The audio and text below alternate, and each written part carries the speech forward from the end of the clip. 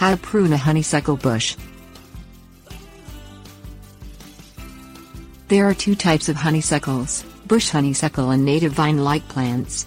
The bush variety is often found in yards, whereas the wild native plants grow more commonly in the woods. This deciduous shrub blooms from April through June and will usually get to a height of 15 feet.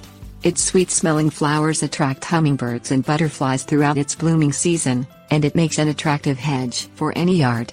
Pruning a honeysuckle bush is very basic, requiring a sharp pair of shearing cutters and a few minutes of your time.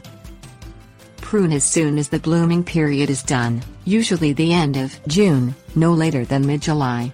A honeysuckle bush blooms on last year's growth, or, as it's called, old wood. New growth will begin to appear right after pruning through early spring, therefore it's important not to prune this bush in the winter or early spring, which cuts away the growth necessary for it to bloom. Cut at 45 degrees, cutting downward at a diagonal. Make the cut about 1/4 inch in front of the bud, which allows water to run off the cut area and keeps disease and rot from forming.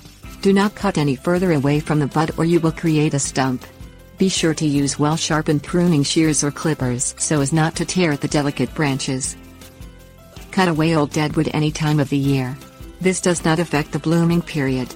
Cut the dead wood clear down to ground level. Do not leave a stump. Do a severe pruning every couple of years, which will encourage lots of new growth.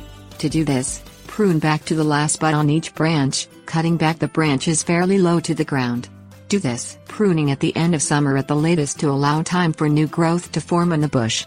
There may be fewer blooms that spring, but the following year will see an abundance of blooms. Tips. Warnings.